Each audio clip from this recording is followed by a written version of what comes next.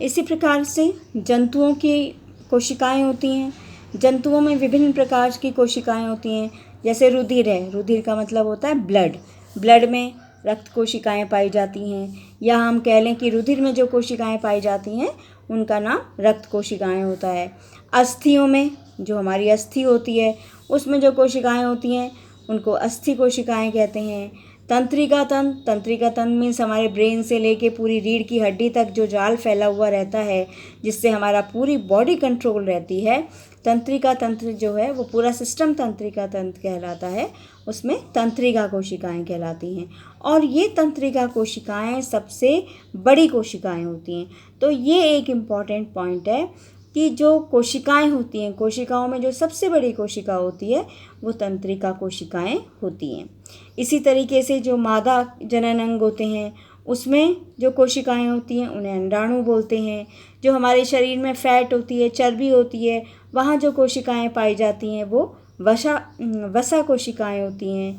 और जो नर के जनन अंग होते हैं उसकी जो कोशिकाएं होती हैं वो शुक्राणु कोशिकाएं कहलाती हैं।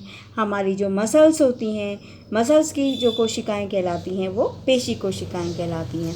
तो जंतुओं में विभिन्न प्रकार की कोशिकाएं उनके विभिन्न अंगों में पाई जाती हैं, तो इस तरीके से उनके नाम दिए गए हैं। ठीक है।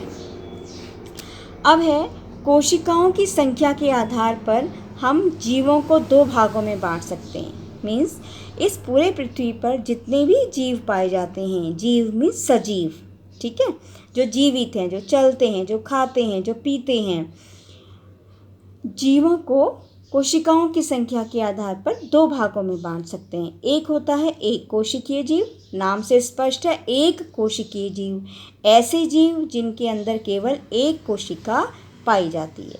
फिर समझो, एक कोशिकीय जीव का मतलब ऐसे जीव जिनके अंदर केवल एक कोशिका पाई जाती है। अब क्योंकि इन जीवों के अंदर केवल एक ही कोशिका होती है, तो एक ही कोशिका से इनके सारे कार्य होते हैं। जितने भी कार्य हैं, खाना खाना, चलना, सांस लेना, ये सब एक ही कोशिका से करते हैं। उदाहरण इसका अमीबा, बैक्टीरिया, पैरामीशियम, क्लैमिडोमोनास, ये एग्जाम्पल्स आपको याद रखने हैं बच्चों, कि एक कोशिकीय जीवों के ये एग्जाम्पल्स हैं। ठीक है। अब पहला भाग हो गया जीवों का वर्गीकरण। दो प्रकार के जीव हो गए कोशिकाओं की संख्या के आधार पर, एक कोशिकीय जीव और बहुकोशिकीय जीव। बहु मीन्स बहुत सारे, तो ऐसे जीव जिसमें बहुत सारी कोशिकाएं पाई जाती हैं। तो ये जीव जिसमें एक से अधिक कोशिकाएं पाई जाती हैं बहुकोशिकीय जीव कहलाते हैं।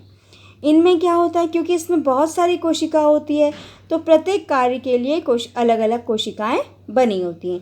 चलने वाली कोशिकाएं अलग होंगी, खाने वाली कोशिकाएं अलग होंगी, सांस लेने वाली कोशिकाएं अलग होंगी।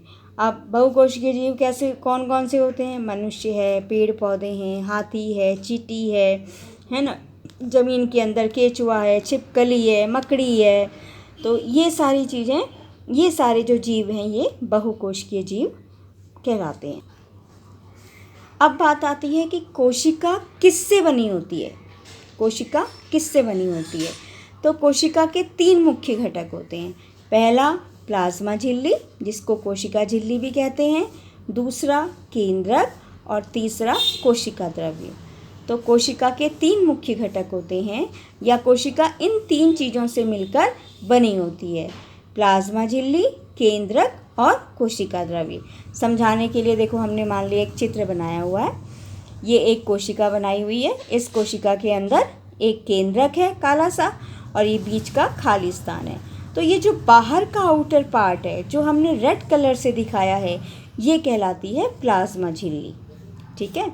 जो ये बाहर का आउटर पार्ट है, कोशिका का बाहरी परत है, इसको कहते हैं प्लाज्मा झिल्ली।